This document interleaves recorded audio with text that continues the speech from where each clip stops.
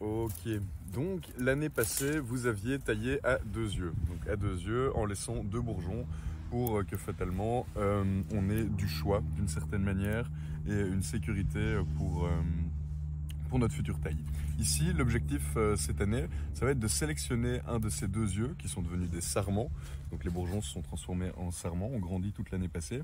C'est de sélectionner lequel sera le plus apte à nous donner un pied pour les futures dizaines d'années, même centaines d'années si vous le voulez, pour votre pied.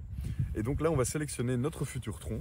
Et très très important, on va premièrement regarder à la vigueur des 2 bourgeons qui sont sortis. Donc là, comme vous le voyez, on a un premier bourgeon qui est sorti et un deuxième bourgeon.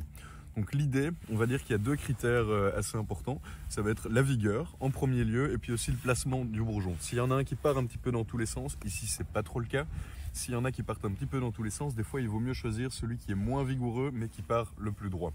Ici ils ont plus ou moins la même, on va dire la même vigueur, donc le choix est un petit peu kiff-kiff d'une certaine manière. Mais on a celui-là qui part un petit peu d'un côté, donc on va peut-être aller chercher celui qui pousse le plus droit. Alors, donc dans un premier temps, on va sélectionner le pied qu'on va garder. Pour ma part, je vais sélectionner celui-ci.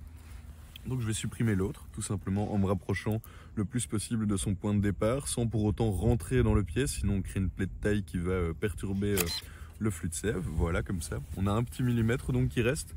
Le petit millimètre, c'est nickel. Et donc là, maintenant, il va falloir nettoyer un petit peu notre pied. Donc, qu'est-ce qu'il va y avoir à faire? Alors tout simplement, déjà, on va choisir la hauteur de notre pied. Ici, on a un fil porteur qui est à 80 cm. Donc, on va aller garder un bourgeon au-dessus de ce fil porteur. Hop, comme ceci, ce bourgeon ici, qui sera fructifère.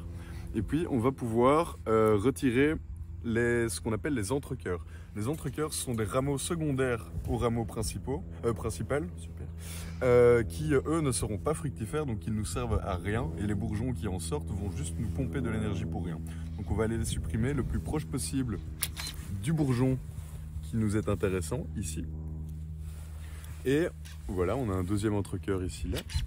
Et après, on va supprimer ce qu'on appelle les vrilles. Donc la vigne est une liane et donc elle produit des vrilles qui va l'aider à s'accrocher en fait sur tout ce qui est tuteur et autres.